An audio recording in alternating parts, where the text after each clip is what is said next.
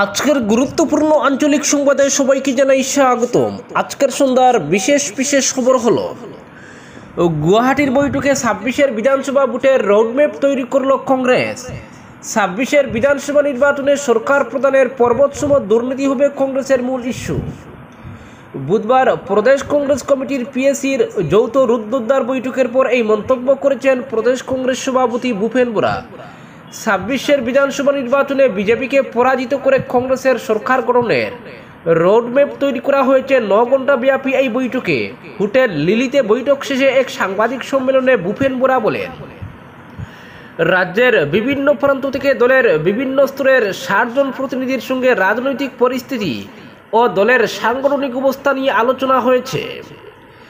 ৬টি গ্রুপে এই আলোচনার পর বৈঠকে পঞ্চায়েত ও বিধানসভা নির্বাচনের রোডম্যাপ তৈরি করা হয়েছে, যার ভিত্তিতে দলকে শক্তিশালী করে তোলার জন্য কাজ করা হবে। বিরোধী দলনেতা দেবব্রত শইকিয়া, সাংসদ গৌরব গগৈ, সাংসদ রকিবুল হোসেন, সাংসদ প্রদ্যুৎ বরদলৈ, জাকির হোসেন শিকদার, ববিতা শর্মার নেতৃত্বে এই আলোচনায় উপস্থিত ছিলেন এআইসিসির সাধারণ সম্পাদক জিতেন্দ্র সিং সহ কেন্দ্রীয় নেতৃত্ব। বোরা বলেন, ৬০ জন প্রতিনিধির আলোচনায় যে বিষয়টি সবচেয়ে গুরুত্বপূর্ণ হয়ে উঠেছে তা হল রাজ্য সরকারের প্রদানের পর্বতসম দুর্নীতি। প্রয়াত শরৎচন্দ্র সিং মুখ্যমন্ত্রীর পদ থেকে পদত্যাগ করে একটি সুটকেস হাতে নিয়ে সিটি বাসে ঘরে ফিরেছিলেন। সেই মুখ্যমন্ত্রীর আসনে বসা বর্তমান সরকার প্রদানের পর্বতসম দুর্নীতির ফলে রাজ্যের জনগণের কপালে বাজ পড়েছে বলেও কটাক্ষ ভূপেন বোরার। তিনি বলেন, আগামী দিনে অর্থাৎ ২০২৬-এর বিধানসভা নির্বাচনে মুখ্যমন্ত্রীর এই পর্বতসম দুর্নীতি হবে কংগ্রেসের প্রধান ইস্যু। অপরদিকে হাফিজ রশিদের হারের কারণ খুঁজতে শীঘ্রই কমিটি গড়বে কংগ্রেস। বদরপুরের কয়েকজন নিয়ে প্রদেশ কমিটির বৈঠকে রজত খুব। করিমগঞ্জ লোকসভা কেন্দ্রে কেন হাফিজ রশিদ আহমেদ চৌধুরীর পরাজয় হলো খতিয়ে দেখতে ফ্যাক্ট ফাইন্ডিং কমিটি গঠন করার সিদ্ধান্ত নিয়েছে প্রদেশ কংগ্রেস কমিটি। গুয়াহাটি রাজীব ভবনে আয়োজিত দলের কেন্দ্রীয় নেতা জিতেন্দ্র সিং, পৃথ্বীরাজ সাটে, সাংসদ গৌরব গগৈর উপস্থিতিতে আয়োজিত নির্বাচন পর্যালোচনা সভায় এই সিদ্ধান্ত হয়েছে। অন্যদিকে ওই পর্যালোচনা বৈঠকে শুধুমাত্র বদরপুর বিধানসভা থেকে কজনকে নিয়ে উপস্থিত হয়ে দলের অন্তর্মহলে বিতর্কের সৃষ্টি করেছেন করিমগঞ্জ কংগ্রেস সভাপতি রজত চক্রবর্তী। এদিন গৌরব গগৈদের কাছে রজত চক্রবর্তীর সামনেই তার বিরুদ্ধে নালিশ জানিয়েছেন জয়প্রকাশ দাস নামে এক কলেজ ছাত্র। নির্বাচনে রজতবাবুর ভূমিকা নিয়ে নালিশ জানিয়েছেন তিনি। ওই বৈঠকে বদরপুর ব্লক কংগ্রেস সভাপতি জাকারিয়া আহমেদ পান্নার বিরুদ্ধে সাংসদ রকিবুল হোসেন খুব উগরে দিয়েছেন বলে খবর পাওয়া গেছে। জানা গেছে, নির্বাচন পর্যালোচনা সভায় হাফিজ রশিদের পরাজয় নিয়ে অসন্তোষ ব্যক্ত করেন দলীয় নেতারা।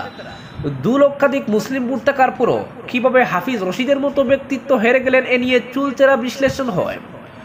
পরে রকিবুল হোসেন এই আসনের পরাজয় খতিয়ে দেখতে ফ্যাক্ট ফাইন্ডিং কমিটি গঠনের পরামর্শ দেন। তার পরামর্শে সায় দেন জিতেন্দ্র পৃথ্বীরাজ। জানা গেছে, খুব শীঘ্রই এই কমিটি গঠন করে হাফিজের পরাজয়ের কারণ খুঁজে বের করা হবে। এদিকে রাজীব ভবনে আয়োজিত বৈঠক নিয়ে রজত চক্রবর্তীর ভূমিকায় ক্ষোভ দেখা দিয়েছে করিমগঞ্জ কংগ্রেসে। গুয়াহাটি থেকে কংগ্রেসের একটি সূত্র সংবাদ মাধ্যমে ফোন করে পুরো ঘটনার বিবরণ তুলে ধরেন। তিনি বলেন, পর্যালোচনা বৈঠকে উপস্থিত হওয়ার জন্য দলীয় তরফে নির্দেশিকা জারি করা হয়। এমনকি এই বৈঠকে কারা কারা অংশ নেবেন তাও বাতলে দেওয়া হয়। কিন্তু রজত চক্রবর্তী একমাত্র বদরপুর বিধানসভা কেন্দ্র থেকে জাকারিয়া আহমেদ ও তার এক নিকটাত্মীয় মুজিবুর রহমান সহ আরো একজনকে নিয়ে হাজির হন। তিনি বাকি বিধানসভা কেন্দ্র থেকে আর কাউকেই নেননি। কিন্তু ওই বৈঠকে করিমগঞ্জ কলেজের ছাত্র জয়প্রকাশ দাস, সন্দীপ নন্দী সহ আরো ২-১ জন ঠেলাধাক্কা করে ঢুকে যান। সূত্রের খবর, মিটিং চলাকালীন জয়প্রকাশ রজতবাবুর সামনেই তার বিরুদ্ধে নালিশ জানাতে শুরু করেন। তিনি বলেন, নির্বাচনের সময় বিজেপি ক্যাডারদের হাতে আমরা মার খেয়েছি। আমরা ঘটনাটি জেলা সভাপতিকে জানাতে চাইলে তিনি শুনতেই রাজি হননি।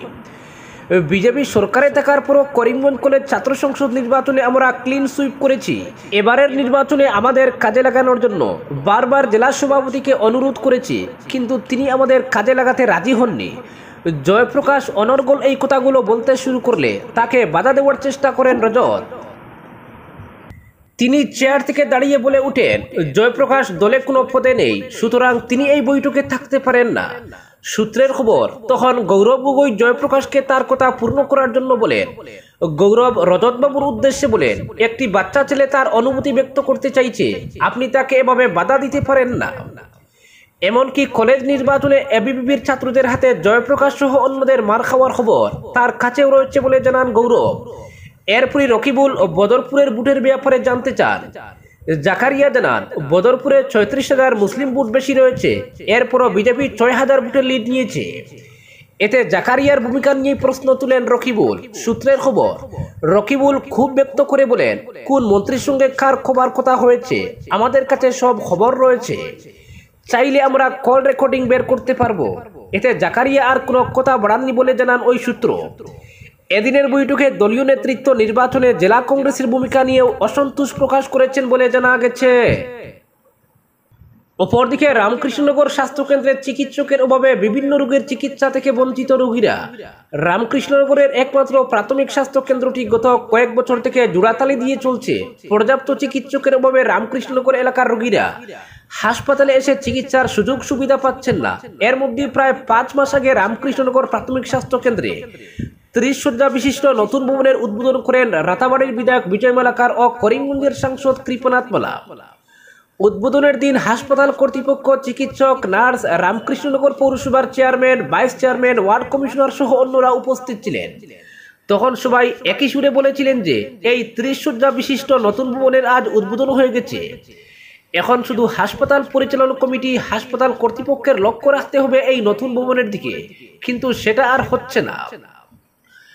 দূর দূরান্ত থেকে হাসপাতালে রোগীরা আসেন ভালো চিকিৎসা পরিষেবা পাওয়ার জন্য, কিন্তু সেই পরিষেবা পাওয়া তো দূরের কথা, নতুন ভবনে আসার পর রোগী সহ তাদের সঙ্গে আসা লোকদের বসারও জায়গা নেই।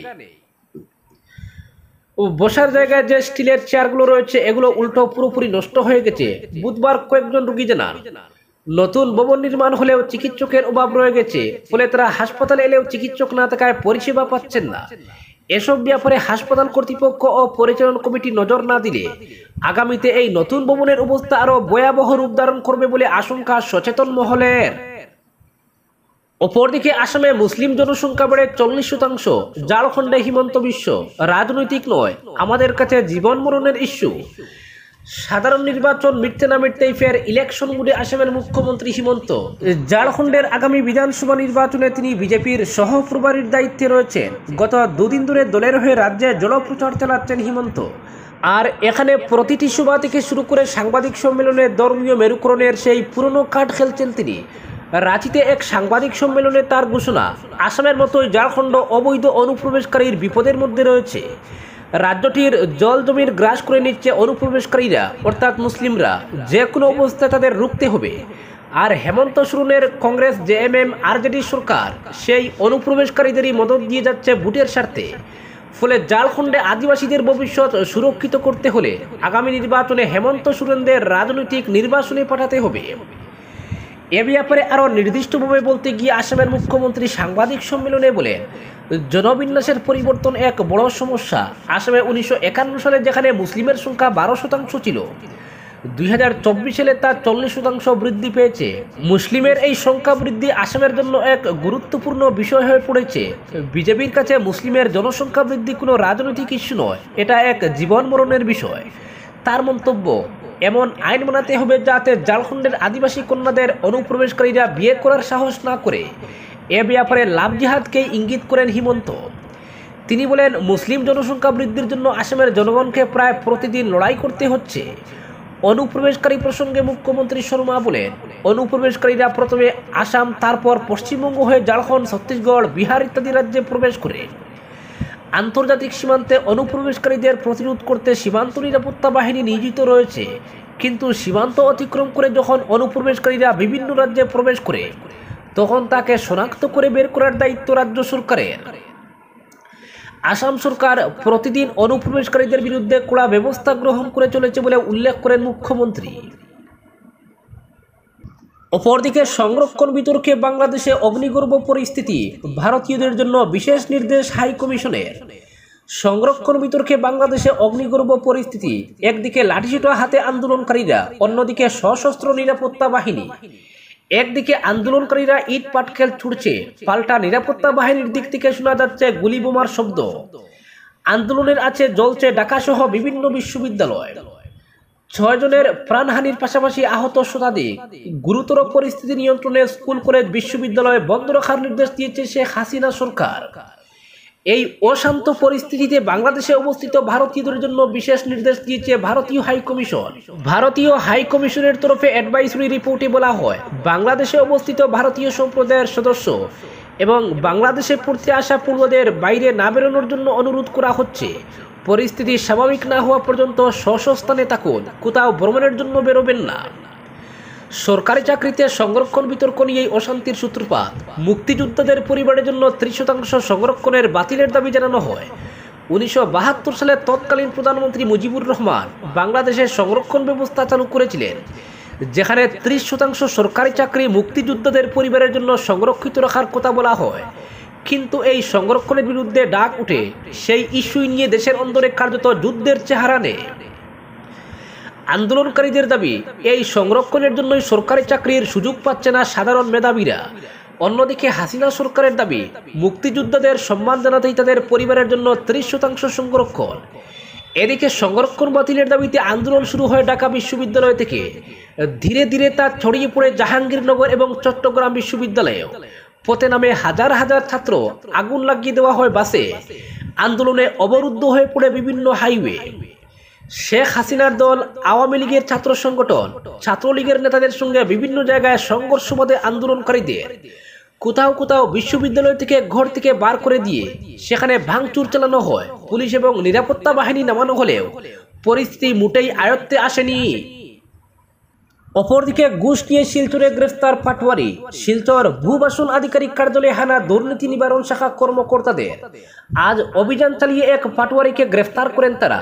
ঘুষ নেওয়ার সময় নুরুল হক বড়ভুইয়া নামের এক পাটওয়ারিকে হাতে নাতে গ্রেফতার করেন কর্মকর্তারা। নুরুল হককে 5,000 টাকা উৎকুচ নেওয়ার অভিযোগের ভিত্তিতে গ্রেফতার করা হয়। বর্তমানে জোর কদমে জিজ্ঞাসাবাদ চালিয়ে যাচ্ছেন দুর্নীতি নিবারণ শাখার কর্মকর্তারা। জানা যায়, কাশীপুর এলাকার আক্তার হোসেন নামে এক ব্যক্তির কাছ থেকে 5,000 টাকা নিয়েছিলেন ভারতমালা সড়ক নির্মাণে জমি অধিগ্রহণের বিষয়ে। এই টাকা দাবি করেছিলেন পাটওয়ারি বড়ভুইয়া বলে সূত্রের খবর। আজকের বিশেষ সংবাদ এখানেই